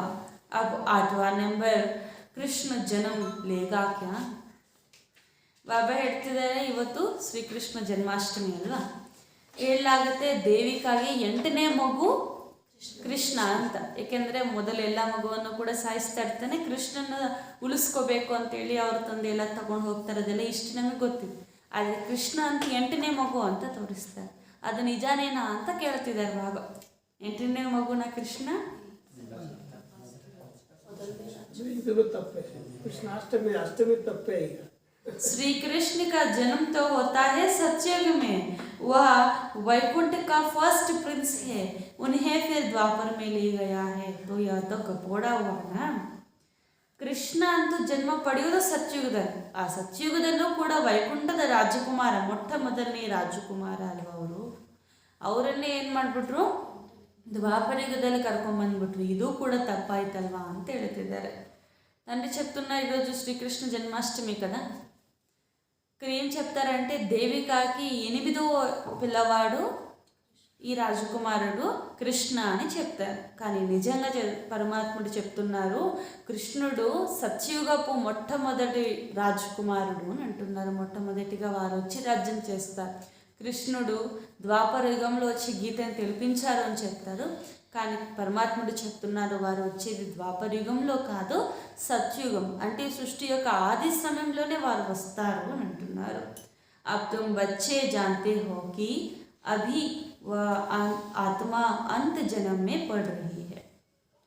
ಮತ್ತು ಈಗ ಇನ್ನೊಂದು ಸತ್ಯ ನಿಮ್ಗೆ ಏನು ಗೊತ್ತು ಅಂತಂದರೆ, ಅದೇ ಕೃಷ್ಣನ ಆತ್ಮ ಅಂತಿಮ ಜನ್ಮದಲ್ಲಿ 84 ಜನ್ಮವನ್ನು ಪಡೆದು ಅಂತಿಮ ಜನ್ಮದಲ್ಲಿ ಈಗ ಬಂದು ವಿದ್ಯೆಯನ್ನು ಓದ್ತಾ ಇದೆ ಅಂತ. सत्युग में कृष्ण के माँ बाप को 8 बच्चे तो होते नहीं है. ಮತ್ತು ಇನ್ನೊಂದು ಸತ್ಯ ಏನು ಅಂತಂದರೆ, ಶ್ರೀಕೃಷ್ಣನ ತಾಯಿ ತಂದೆಗೆ 8 ಮಕ್ಕಳು ಇರಲಿಕ್ಕೆ ಸಾಧ್ಯ ಇಲ್ಲ ಅಂತ ಹೇಳ್ತಿದ್ದಾರೆ. ಅವರಿಗೆ 2 ಮಕ್ಕಳು ಅಂತ ಹೇಳ್ತಾರೆ, ಆದರೆ ಮೊದಲೇ ನಂಗಿಲ್ಲ.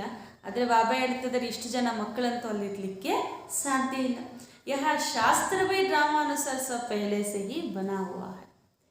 ಅಂದರೆ ಈ ಶಾಸ್ತ್ರವು ಕೂಡ ಮೊದಲಿಂದ ಆಗಿರುವಂಥ ಕಾರಣ ಅದನ್ನೇ ಓದ್ಕೊಂಡು ಬರ್ತಾ ಅದರಲ್ಲಿ ಕೆಲವು ಸತ್ಯಗಳು ಕೆಲವು ಅಸತ್ಯಗಳನ್ನು ನಾವು ಅದನ್ನು ಕಲ್ಪಿತ ಮಾಡ್ಕೊಂಡ್ಬಿಟ್ಟಿದ್ದೀವಿ.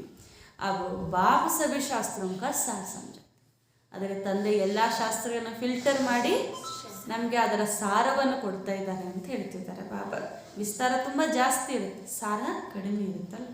ಭಗವಾನ್ ವಾಚ್ तुमको यह ज्ञान सुनाते हैं, इसमें गीता गीत व श्लोक आदि की बात नहीं है, यह तो पढ़ाई है, बाकी यह शास्त्र आदि सब भक्ति मार्ग की सामग्री.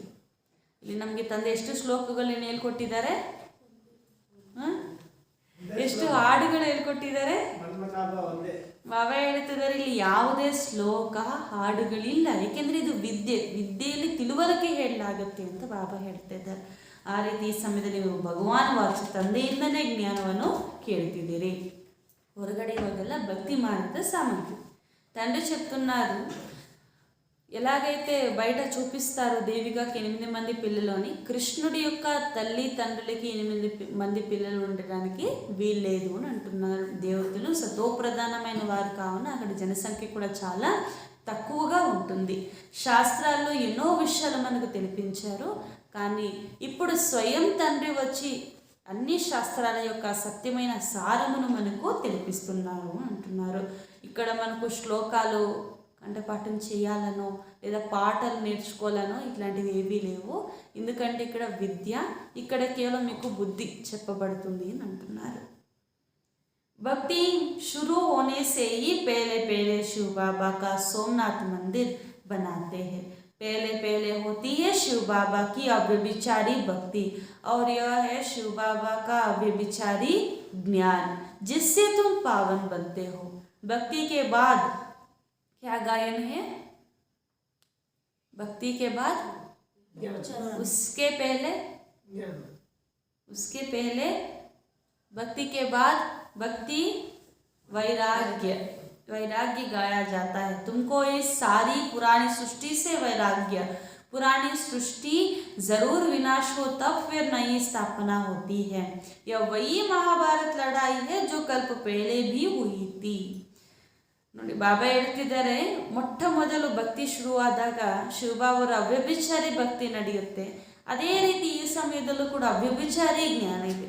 ಜ್ಞಾನ ಕೂಡ ಎಷ್ಟೊಂದು ಇದೆಯಲ್ಲ, ಈಗ ಒಂದೇ ಒಂದು ಮಾತು ತಿಳ್ಕೊಂಡು ಎಷ್ಟು ಜನ ಎಷ್ಟು ಹಲವಾರು ಪ್ರಕಾರದಲ್ಲಿ ತಿಳಿಸ್ತಾರೆ. ಆದರೆ ಇಲ್ಲಿ ಬಾಬಾರವರ ಮನೆಯಲ್ಲಿರೋದು ಅವ್ಯಭಿಚಾರಿ ಜ್ಞಾನ. ಫಾರಿನಲ್ಲಿ ಹೋದ್ರೂ ಇದೇ ಜ್ಞಾನ, ಇಲ್ಲೋದ್ರೂ ಇದೇ ಜ್ಞಾನ. ಎಲ್ಲೂ ಕೂಡ ಈ ಜ್ಞಾನ ಅನ್ನೋದು ಬದಲಾವಣೆ ಆಗಲ್ಲ ಅಂತ ಹೇಳ್ತಿದ್ದಾರೆ ಬಾಬಾ. ಇದೇ ಜ್ಞಾನದಿಂದ ನೀವೇನಾಗ್ತಿದ್ದೀರಿ? ಪಾವನರಾಗ್ತಿದ್ದೀರಿ. ಭಕ್ತಿಯ ನಂತರ ವೈರಾಗ್ಯ ಬರುತ್ತೆ. ಈ ಹಳೆ ಪ್ರಪಂಚದೊಂದಿಗೆ ವೈರಾಗ್ಯ, ಏಕೆಂದರೆ ಈ ಹಳೆ ಸೃಷ್ಟಿ ಈಗ ವಿನಾಶ ಆಗಲೇಬೇಕು, ಹೊಸ ಸೃಷ್ಟಿ ಸ್ಥಾಪನೆ ಆಗಲೇಬೇಕು. ಅದೇ ಮಹಾಭಾರತ ಯುದ್ಧ ಕಲ್ಪದ ಮೊದಲಾಗಿತ್ತು, ಈಗ ಪುನಃ ಆಗಲೇಬೇಕು. मुसल आधी नेचुरल कैलामिटीज जो हुई थी वह फिर होनी है. देवताएं कभी पतित दुनिया पर पैर नहीं रखते हैं, महालक्ष्मी का आह्वान करते हैं, हर वर्ष उनसे धन मांगते हैं. लक्ष्मी नारायण दोनों इकट्ठे हैं. महालक्ष्मी को 4 भुजाएं दिखाते हैं, दीपमाला पर उनकी पूजा करते हैं. हर वर्ष भारतवासी भीख मांगते हैं.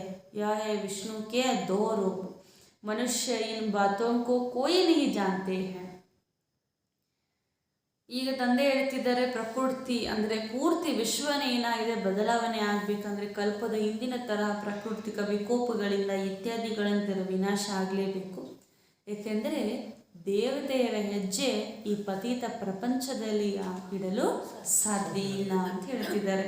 ಮಹಾಲಕ್ಷ್ಮಿಯನ್ನು ಕೂಡ ಪ್ರತಿಯೊಂದು ವರ್ಷ ಆಹ್ವಾನ ಮಾಡ್ತಾರೆ, ಬೇಡಿಕೊಳ್ತಾರೆ, ಹಣ ಕೊಡಿ ಅಂತ.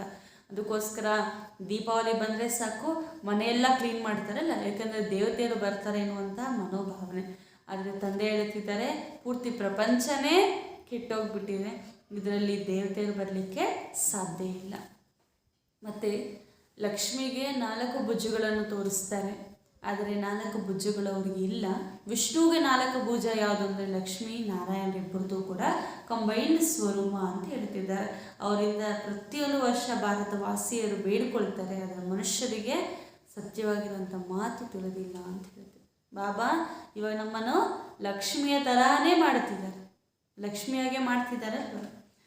21 जन्मों के लिए तुम राज्य भाग्य लेते हो, ये श्रीमत पर तुम्हारी सब मनोकामनाएं पूर्ण होती. ಮತ್ತು ಆ ಲಕ್ಷ್ಮಿ ಯಾರು ಅಂತ ಕೂಡ ಗೊತ್ತು. ಜಗತ್ ಮಾತಾ ಯಾರು, ಮಮ್ಮರವರು ಇದ್ದಾರೆ, ಅವರೇ ಭವಿಷ್ಯದ ಲಕ್ಷ್ಮಿ ಆಗ್ತಾರೆ. ಜಗತ್ ಪಿತಾ ಯಾರಿದ್ದಾರೆ, ಅವರೇ ದೇವ ಆಗ್ತಾರೆ. ಆದಿದೇವ ಆದಿದೇವಿ ಇವರೇ ಅಂತ ಹೇಳ್ತಿದ್ದಾರೆ. ಇದೇ ಶ್ರೀಮತದಿಂದ ನಮ್ಮೆಲ್ಲರ ಮನೋಕಾಮನೆ ಪೂರ್ತಿ ಆಗುತ್ತೆ. 21 ಜನ್ಮಗಳಿಗೆ ತಂದೆ ಈ ಸಮಯದ ನಮಗೆ ರಾಜ್ಯ ಭಾಗ್ಯವನ್ನೇ ಕೊಡ್ತಿದ್ದಾರೆ ಅಂತ ಹೇಳ್ತಿದ್ದಾರೆ. ಈಗ ನಾವು ಅದನ್ನು ತೆಗೆದುಕೊಳ್ಳಬೇಕು. यह ब्रह्मा है साकारी पिता और शिव बाबा है निराकारी पिता, उनसे वर्षा मिलता है. वह है स्वर्ग का रचयिता. तुम 21 जन्म के लिए वर्षा पा रहे हो. कितनी जबरदस्त तकदीर है, यह भी जानते हो. आएंगे वहाँ, यही उन्हों को 84 जन्मों का चक्र लगाना है. वही आकर ब्राह्मण बनेंगे, ब्राह्मण फिर देवता बनेंगे. ಈಗ ನಮಗೆ ಸಾಕಾರಿ ತಂದೆ ಯಾರು, ಬ್ರಹ್ಮ ಬಾಬಾ. ಹಾಗೂ ನಿರಾಕಾರಿ ತಂದೆ ಯಾರು, ಶಿವ ಬಾಬಾ. ಇವರಿಂದ ನಮ್ಗೆ ಆಸ್ತಿ ಸಿಗತ್ತೆ. ತಂದೆ ಅಂದರೆ ಆಸ್ತಿ ಕೊಡಲೇಬೇಕಲ್ವಾ. ಈಗ ಎಂಥ ಆಸ್ತಿ ತಂದೆ ಕೊಡ್ತಿದ್ದಾರೆ ಅಂದರೆ 21 ಜನ್ಮಗಳಿಗೆ ಸುಖದಲ್ಲಿ ನಾವು ಇರಲಿಕ್ಕೆ ಅಥವಾ ಸ್ವರ್ಗದಲ್ಲಿ ಇರುವಂಥ ಆಸ್ತಿಯನ್ನು ಕೊಡ್ತಿದ್ದಾರೆ. ಇದೆಷ್ಟು ಶ್ರೇಷ್ಠ ಅದೃಷ್ಟ.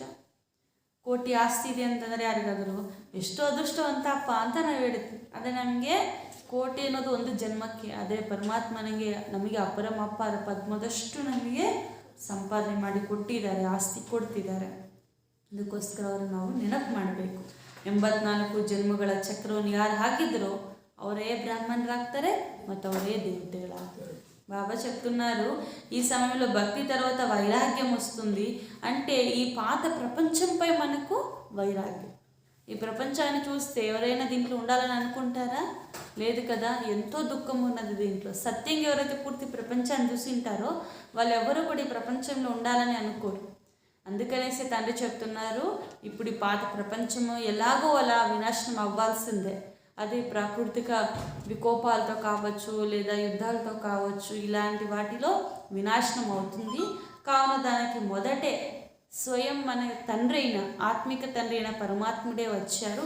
వారు వచ్చి మనకు 21 జన్మలకు ఆస్తిని ఇస్తున్నారు. దీన్ని తీసుకొని మన భాగ్యాన్ని నిర్మాణం చేసుకోవాలి. మళ్ళీ దీపావళి వచ్చిందంటే అందరూ కూడా ఎవరిని పూజిస్తారు? లక్ష్మిని పూజిస్తారు. లక్ష్మి ఇంటికి వస్తుంది అని అనుకుంటారు, మళ్ళా లక్ష్మి దగ్గరికి వెళ్ళి వేడుకుంటారు కూడా. కానీ పరమాత్ముడు చెప్తున్నారు, దేవతల యొక్క పాదం ఈ పతిత ప్రపంచంపై పడదు అని అంటున్నారు. వారెవరు అని అంటే ఇక్కడ ఈ సమయంలో స్వయం భగవంతుడి నుండి చదువుని చదువుకొని భవిష్యత్తులో వారే లక్ష్మీనారాయణులు అవుతారు. అలా ప్రాక్టికల్గా అయిన వారు ఎవరంటే ఈ బ్రహ్మ మరియు సరస్వతి. వీరినే ఆదిదేవ ఆదిదేవి అని చెప్పబడుతుంది. మీరు కూడా వారిలా భగవంతుడు చెప్పేటటువంటి శ్రీమతమును అనుసరించి పునః మీరు దేవతలుగా అవ్వాలి. కల్ప క్రితం ఎవరైతే బ్రాహ్మణులుగా అయ్యారో వారే ఇప్పుడు అవుతారు, మళ్ళీ వాళ్ళే దేవతలుగా కూడా అవుతారు.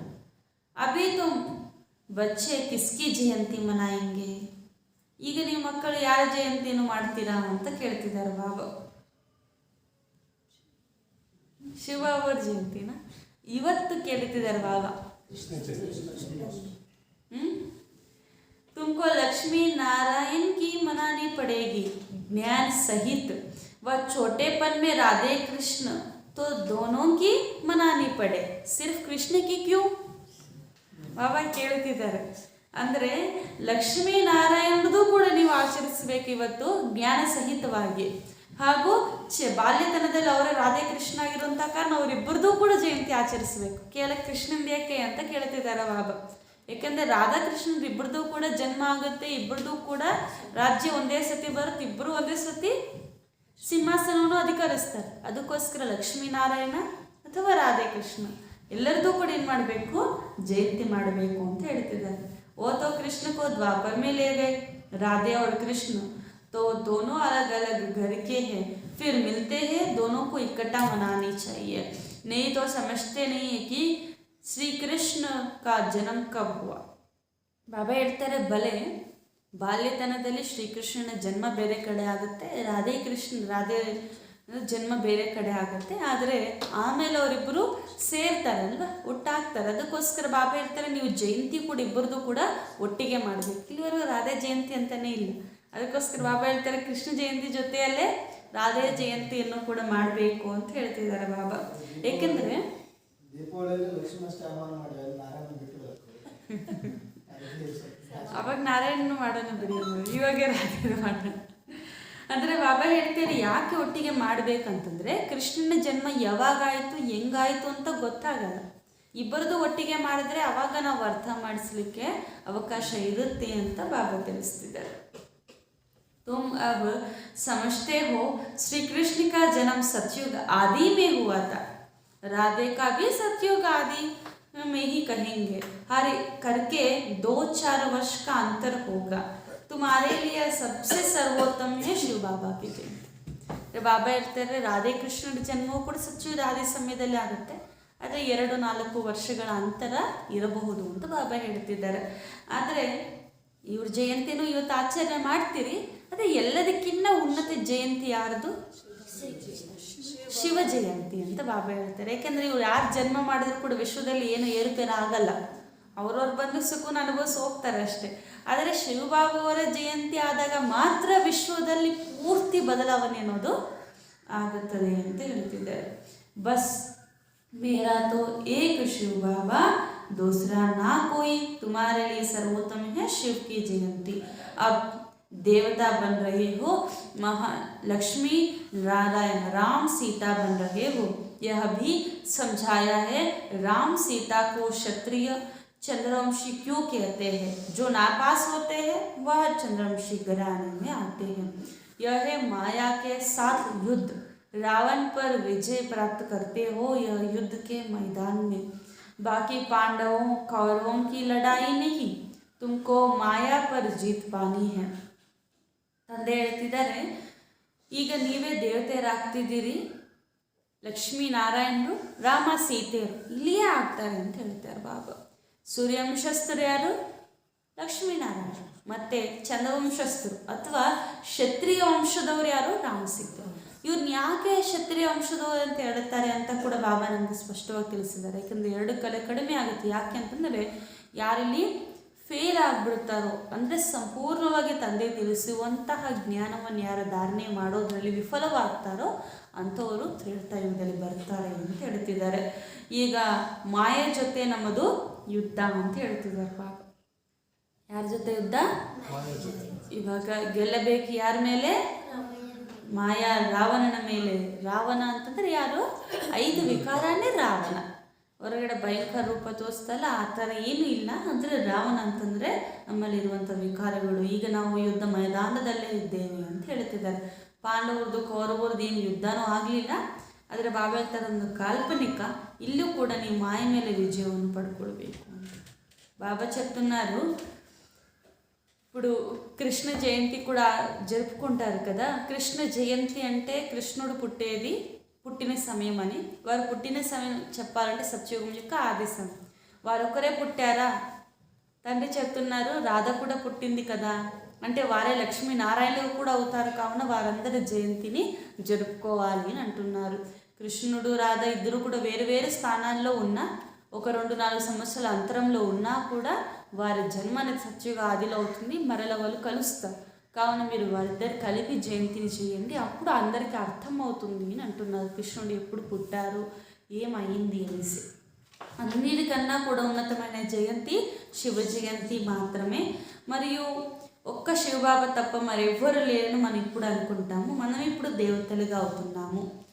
రామ సీతలు క్షత్రియ వర్ణం వారు చంద్రవంశస్థులు. ఎందుకు అనంటే వారు ఈ సమయంలో తండ్రి చెప్పేటటువంటి జ్ఞానముని పూర్తిగా ధారణ చేయటంలో కొంచెం విఫలమై ఉంటారు. కావున చంద్రవంశంలోకి వచ్చేస్తారు అని అంటున్నారు.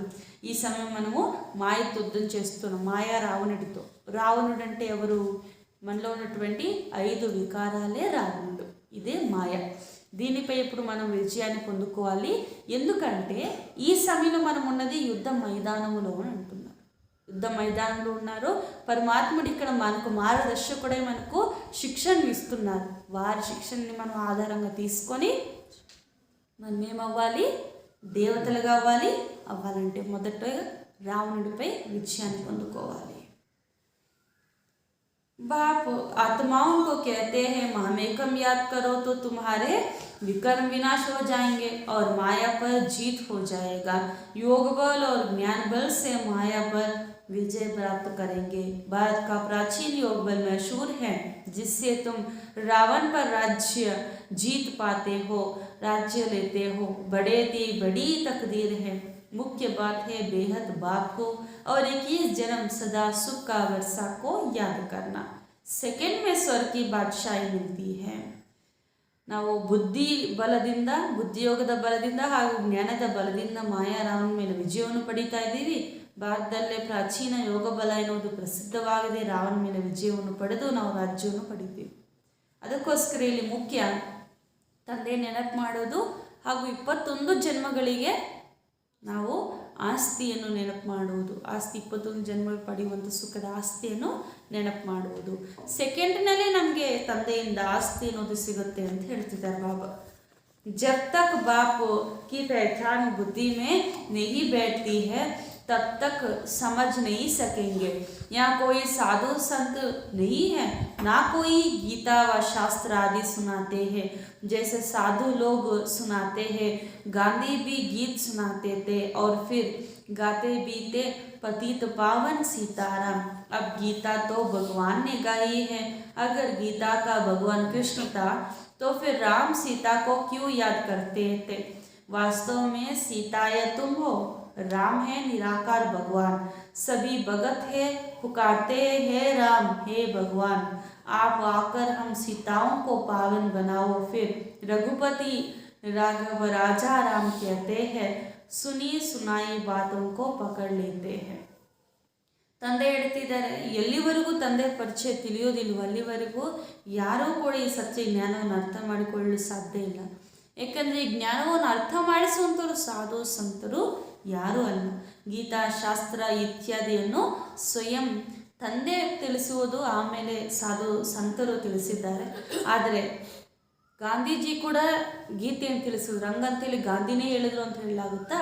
ಹಂಗಂತೇಳಿ ಕೃಷ್ಣ ಹೇಳಿದ್ರು ಅಂತ ಹೇಳಲಾಗುತ್ತೆ? ಹಂಗೆ ಹೇಳಲಿಕ್ಕೆ ಸಾಧ್ಯ ಇಲ್ಲ. ಗೀತೆ ಅನ್ನೋದು ಭಗವಂತನೇ ಹೇಳಿದ್ದಾರೆ. ರಾಮ ಸೀತೆಯರು ಕೂಡ ಹೇಳಿಲ್ಲ ಅಂತ ಹೇಳ್ತಾರೆ. ಎಲ್ಲರೂ ಕೂಡ ಒಬ್ಬ ಪರಮಾತ್ಮ ನೆನಪು ಮಾಡಿದ್ರು ಅಂತ ಹೇಳ್ತಿದ್ದಾರೆ.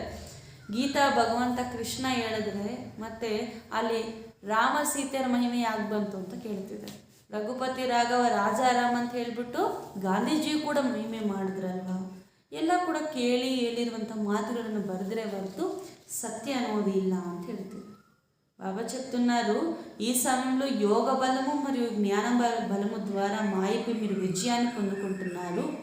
ఈ సమయంలో తండ్రిని మరియు వారు ఇచ్చేటటువంటి 21 జన్మల సుఖపు ఆస్తిని మీరు స్మృతి చేయాలి. బయట సాధు సంతులు ఎంతోమంది గీతని తెలిపిస్తారు, కానీ సత్యంగా గీత తెలిపించింది స్వయం భగవంతుడు కృష్ణుడు కాదు అని అంటున్నారు. फिर गंगा को पतित पावनी क्यों कहते हैं? भक्ति मार्ग में तो वहाँ जाते हैं, वर्ष वर्ष मेला लगता है, वहाँ जाकर बैठते हैं। तुम बैठे हो ज्ञान सागर के पास, वह फिर पानी में जाकर स्नान करते रहते हैं। पावन तो बनते नहीं, पतित ही बनते आए हैं। तुम तो अभी ज्ञान मार्ग में हो, तुम अभी वहाँ नहीं जाएंगे। सच्चा सच्चा संगम यह है जबकि आत्माएं परमात्मा लग रहे बहुत काल। परमपिता परमात्मा से बहुत समय से कौन बिछुड़े हैं? ತಂದೆ ಹೇಳ್ತಿದ್ದಾರೆ ಪತೀತ ಪಾವನ ಅಂತ ಗಂಗೆಗೆ ಹೇಳ್ತಾರೆ, ಆದರೆ ಸತ್ಯ ಅಲ್ಲ. ವರ್ಷ ನೀವು ಹೋಗಿ ಸ್ನಾನ ಮಾಡ್ಕೊಂಡು ಬರ್ತೀರಿ, ಏನಾದರೂ ಪಾವನರಾದ್ರ? ಇಲ್ಲ ಅಲ್ವಾ, ಇನ್ನೂ ಪತೀತರಾದ್ರಿ. ಆದರೆ ಈ ಸಮಯದಲ್ಲಿ ಜ್ಞಾನ ಸಾಗರನ ಹತ್ತಿರ ಕೂತಿದ್ದೀರಿ, ಪಾವನರಾಗ್ತಾ ಇದ್ದೀರಿ. ಸತ್ಯ ಇದು ಸಂಗಮವಾಗಿದೆ ಅಂತ ಬಾಬಾ ಬಹಳ ಕಾಲದ ಪರಮಾತ್ಮನೊಂದಿಗೆ ಅಗಲಿದ್ದೀರಿ, ಈಗ ನೀವು ಪುನಃ ಸೇರಿದ್ದೀರಿ. ಯಾರು ಅಗಲಿರೋದು? वही जो पहले सतयुग में थे तो ज़रूर उनसे ही पहले भगवान मिले, वही पहले आएंगे. ಸತ್ಯುಗದಲ್ಲಿ ಯಾರು ಬಂದರೋ ಅವರೇ ತಾನೇ ಪರಮಾತ್ಮನ ಮೊದಲು ಅಗಲಿರೋದು. ಫಸ್ಟ್ ಅವರೇ ಬಂದ್ಬಿಡ್ತಾರಲ್ವ, ಆಮೇಲೆ 5000 ವರ್ಷ ಅವ್ರ ಕಡೆ ನೋಡೋದಿಲ್ಲ. ಅದಕ್ಕೋಸ್ಕರ ಸ್ವಯಂ ಭಗವಂತ ಫಸ್ಟ್ ಬಂದು ಸೇರೋದು ಯಾರ ಜೊತೆಗೆ? ಅವ್ರ ಜೊತೆಗೆ, ಆದಿ ಬರುವಂಥವ್ರ ಜೊತೆಗೆ. ಅವರಿಗೆ ಓದಿಸ್ತಾರೆ. जो स्कूल में ही नहीं आएंगे तो वह क्या सुनेंगे? या ज़रूर पढ़ना पड़े. ಬಾಬಾ ಹೇಳ್ತಿದ್ದಾರೆ ಈ ವಿದ್ಯೆಯನ್ನು ಪ್ರತಿದಿನವೂ ಕೂಡ ಓದಲೇಬೇಕು ಅಂತ ಬಾಬಾ ಹೇಳ್ತಾರೆ. ಸ್ಕೂಲಿಗೆ ಓದಿ ಬಂದಿಲ್ಲ ಅಂತಂದರೆ ಮಕ್ಕಳು ಹೆಂಗೆ ಓದ್ತಾರೆ ಅಲ್ವಾ? गुह्य गुह्य पॉइंट्स कैसे समझेंगे? कोई कहते हैं फुर्सत नहीं, बाप कहते हैं यह सच्ची कमाई वह झूठी है, तुम तो पदमपति बनते हो, बाकी इस समय तो है झूठी साहूकारी, बल कितने भी लखपति करोड़पति है, गवर्नमेंट भी उनसे कर्जा लेती है, परंतु तो सब झूठी माया, सब झूठा संसार. ಅಂದರೆ ಬಾಬಾ ಹೇಳ್ತಿದ್ದಾರೆ, ಕೆಲವರು ಹೇಳ್ತಾರೆ ಬಾಬಾ ಅವರ ಪಾಯಿಂಟ್ಸ್ ಕೇಳೋಕ್ಕೆ ನಮಗೆ ಸಮಯ ಇಲ್ಲ ಅಂತ. ಅದಕ್ಕೆ ಬಾಬಾ ಹೇಳ್ತಾರೆ, ಮಕ್ಕಳೇ ಎಷ್ಟು ಹಣ ಇದ್ದು ಏನು ಮಾಡ್ತೀರಾ? ಲಕ್ಷಾಂತರ ಇರ್ಬೋದು, ಕೋಟ್ಯಾಂತರ ರೂಪಾಯಿ ಇರ್ಬೋದು, ಅದು ಎಲ್ಲ ಕೂಡ ಸುಳ್ಳಿನ ಸಾಹುಕಾರಿತನ ಅಂತ ಹೇಳ್ತಿದ್ದಾರೆ ಬಾಬಾ. ಗೌರ್ಮೆಂಟ್ಗೆ ಅವರು ಸಾಲ ಕೊಡೋ ರೀತಿಯಲ್ಲಿ ಇರ್ಬೋದು, ಆದರೆ ಎಲ್ಲವೂ ಕೂಡ ಏನಿದೆ ಸುಳ್ಳಿನ ಮಾಯ, ಸುಳ್ಳಿನ ಕಾಯ. ప్రపంచాನೇ ಈಗ సుళ్ళు ಅಂತ ಹೇಳ್ತಿದ್ದಾರೆ బాబా. బాబా చెప్తున్నారు ఈ సమయంలో మీరు సంగమంలో ఉన్నారు, బయట మేళ చేస్తారు. అంటే సాగరము నదులు కలిసేటటువంటి ఆ స్థానమును ఎంతో మహత్వపూర్ణమైనదిగా భావించి కుంభమేళాన్ని కూడా చేస్తూ ఉంటారు. కానీ బాబా అంటున్నారు సత్యమైన మిలనం అనేది ఈ సమయంలో మీరు భగవంతుడితో చేస్తున్నారు. ఇప్పుడు భగవంతుడు చెప్పించేటువంటి చదువును ప్రతినిత్యము చదవాలి, దీనిలో సమయం లేదు అని ఎప్పుడు అనరాదు. ఎందుకంటే బయట ఎంత సంపాదించినా, కోట్లున్నా, లక్షలున్నా అది వ్యర్థమే, అది అసత్యమే. కావున సత్యమైన జ్ఞానము తెలుసుకోండి అని అంటున్నారు. అभी रावण ने तुमको कितना दुखी बनाया है. ಬಾಬಾ ಹೇಳ್ತಾರೆ, ರಾವಣ ಎಷ್ಟು ನಿಮ್ಮನ್ನು ದುಃಖಿಯರನ್ನಾಗಿ ಮಾಡಿಬಿಟ್ಟಿದ್ದಾನಲ್ಲ, अब उन पर जीत पानी है. ಈಗ ತಾವೇನು ಮಾಡಬೇಕು? ಅವರ ಮೇಲೆ ವಿಜಯವನ್ನು ಗಳಿಸಬೇಕು. ಲಡಾಯಿಗೆ ಕೋಯಿ ಬಾತ್ ನಹಿ. ಯುದ್ಧ ಮಾಡಬೇಕಂತ ಹೇಳ್ಬಿಟ್ಟು ಇಲ್ಲ ಶಸ್ತ್ರವನ್ನು ತೊಗೊಂಬರ್ತೀನಿ ಇರಿ ಬಾಬಾ ಅಂತ ಹೇಳೋದಲ್ಲ. ಬಾಬಾ ಹೇಳ್ತಿದ್ದಾರೆ ಇಲ್ಲಿ ಸ್ಥೂಲ ಯುದ್ಧದ ಮಾತಲ್ಲ. ಲಡಾಯಿ ಸೆ ವಿಶ್ವಕ ಮಾಲಿಕ್ ನೀ ಬನ್ ಸಕ್ತೆ. ಯುದ್ಧದಿಂದ ನೀವು ವಿಶ್ವದ ಮಾಲೀಕರಾಗಲಿಕ್ಕೆ ಸಾಧ್ಯ ಇಲ್ಲ. ಆದರೆ ಯಾವ ಬಲ ಬೇಕು?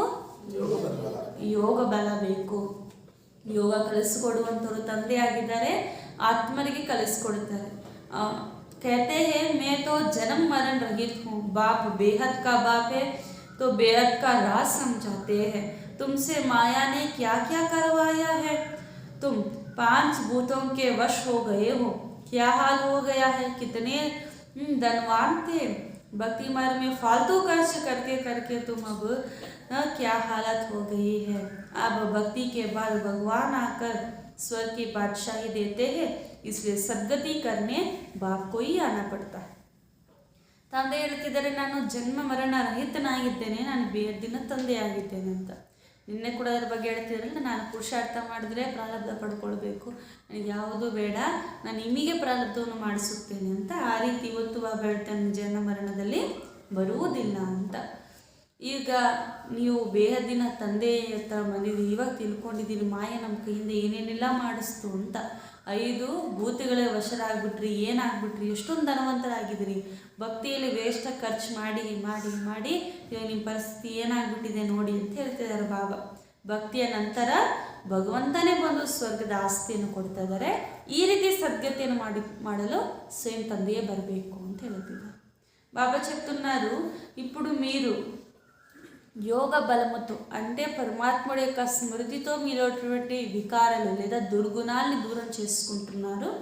మాయ అంటే మనకు తెలుసు తెలియకో రావణుడికి వశమైపోయి మనం ఎన్నో తప్పులు చేసేసాము. ఇంకా మీరు ఎంతో ధనవంతులుగా ఉండేవారు, భక్తిలో ఖర్చు చేస్తూ చేస్తూ వికారులుగా అయిపోయారు. ఇప్పుడు పునః తండ్రి వచ్చి మనకు సద్గతిని చేయిస్తున్నారు, స్వర్గము యొక్క రాజ్య భాగ్యాన్ని ఇస్తున్నారు అని అంటున్నారు. అచ్చా, బాబుకి నమస్తే बोलो.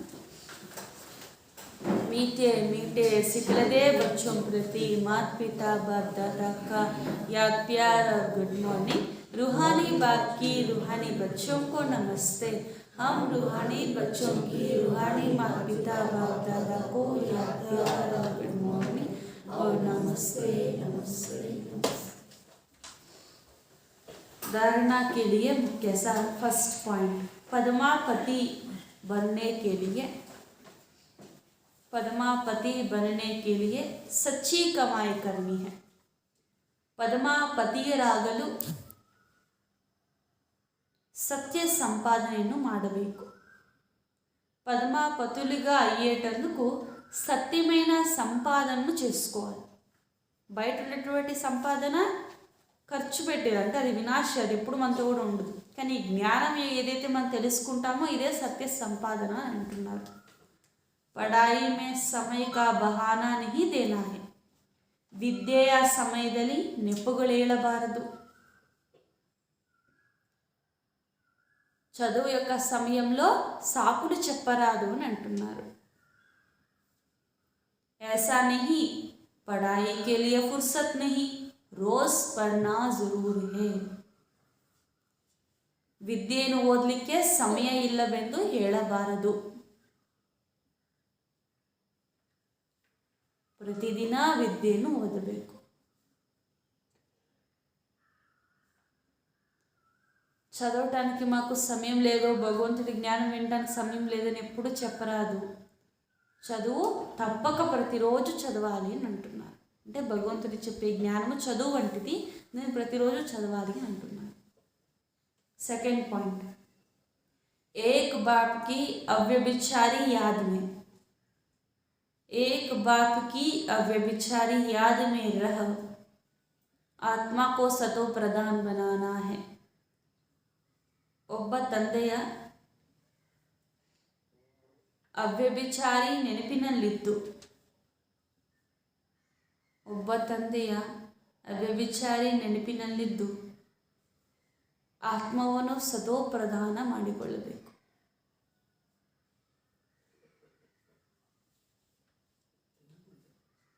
ఒక్క తండ్రి యొక్క అవ్యభిచారి స్మృతిలో ఉంటూ ఆత్మను సతోప్రధానంగా చేసుకోవాలి.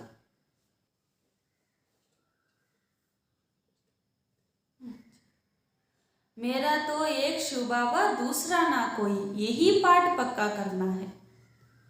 ನನ್ನವರಂತೂ ಒಬ್ಬ ಬಾಬಾ, ಮತ್ಯಾರೂ ಇಲ್ಲ.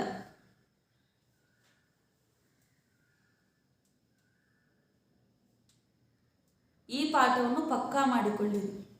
నావారు ఒక్క శివబాబా మాత్రమే, మరెవ్వరూ లేరు. ఈ పాఠమును పక్కా చేసుకోండి.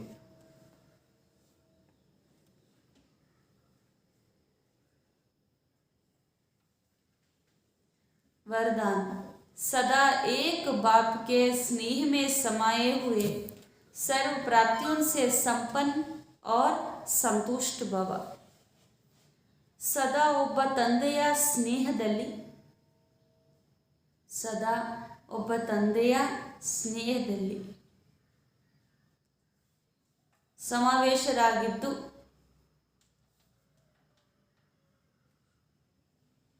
ಸರ್ವ ಪ್ರಾಪ್ತಿಗಳಲ್ಲಿ ಸಂಪನ್ನ ಹಾಗೂ ಸಂತುಷ್ಟ ಭಾವ. ಸ್ನೇಹದಲ್ಲಿ ಸಮಾವೇಶವಾಗಿದ್ದು ಸರ್ವ ಪ್ರಾಪ್ತಿಗಳಲ್ಲಿ సంపన్న ಹಾಗೂ సంతుష్ట భవ. సదా ఒక తండ్రి యొక్క స్నేహంలో సమావేశమై ఉండి సర్వ ప్రాప్తులతో సంపన్నముగా మరియు సంతుష్ట భవ. సంపన్న మరియు సంతుష్ట భవ. సదా ఒక తండ్రి యొక్క స్నేహంలో సమావేశమై ఉండే సర్వ ప్రాప్తులతో సంపన్న మరియు సంతుష్ట భవ.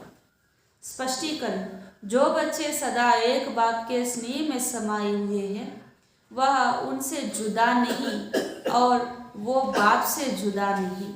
हर समय बाप के स्नेह के रिटर्न में सर्व प्राप्तियों से संपन्न और संतुष्टता रहते हैं. इसलिए उन्हें सदा किसी भी प्रकार का सहारा आकर्षित नहीं कर सकता. स्नेह में समाई हुई आत्माएं सदा सर्व प्राप्ति संपन्न होने के कारण सहज ही एक बाप दूसरा ना कोई या अनुभूति में रहती है. समाई हुई आत्माओं के लिए एक ही बाप संसार होते हैं.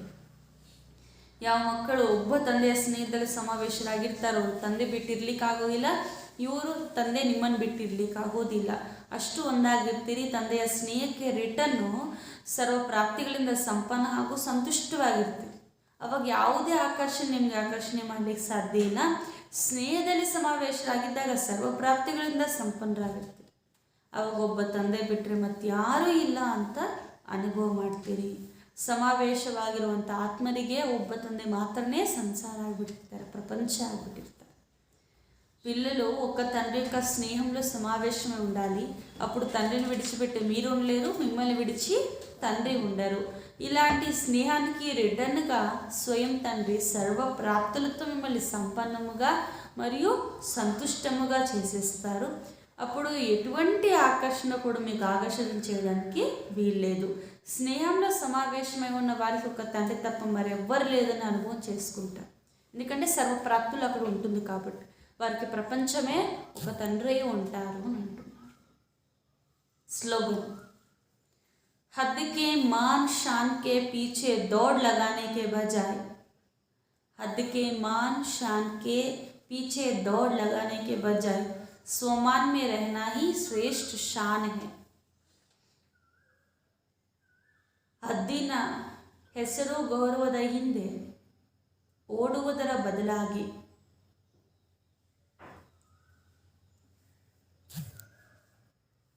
ಹದ್ದಿನ ಹೆಸರು ಗೌರವದ ಹಿಂದೆ ಓಡುವ ಬದಲಾಗಿ ಸ್ವಮಾನದಲ್ಲಿರುವುದೇ ಶ್ರೇಷ್ಠ ఆసనవాಗಿದೆ ಅಥವಾ శ్రేష్ఠ స్థానవాಗಿದೆ. హద్దు యొక్క పేరు గౌరవం వెనుక పరిగెట్టడం కన్నా మీ స్వమానంలో ఉండండి, ఇదే శ్రేష్టమైన స్థానము లేదా పదవి అంటున్నారు. ಓಂ ಶಾಂತಿ. ಬಾಬಾ ಹೇಳ್ತಿದ್ದಾರಲ್ವ, ಇವತ್ತು ಪೂರ್ತಿಯಾಗಿ ಬೆಳಕು ಸಿಕ್ಕಿದೆ ನಿಮಗೆ, ಎಲ್ಲ ದುಃಖಗಳಿಂದ ನೀವು ದೂರ ಆಗಿದ್ದೀರಿ, ಅದಕ್ಕೋಸ್ಕರ ಸದಾ ಇದನ್ನು ಬುದ್ಧಿಯಲ್ಲಿ ಇಟ್ಕೊಂಡು ಖುಷಿಯಾಗಿರಿ ಅಂತ ಹೇಳ್ತಿದ್ರು ಬಾಬಾ. ಇನ್ನು ಕೃಷ್ಣಾಷ್ಟಮಿ ಬಗ್ಗೆ ಕೂಡ ತುಂಬ ಸತ್ಯವನ್ನು ತಿಳಿಸಿದ್ದಾರೆ ಬಾಬಾ. ಇದೆಲ್ಲ ಕೂಡ ಸತ್ಯವಾಗಿ ಶ್ರೀಕೃಷ್ಣ ಜನ್ಮಾಷ್ಟಮಿಯನ್ನು ಆಚರಿಸು. ಅಚ್ಚ. ಓಂ ಶಾಂತಿ.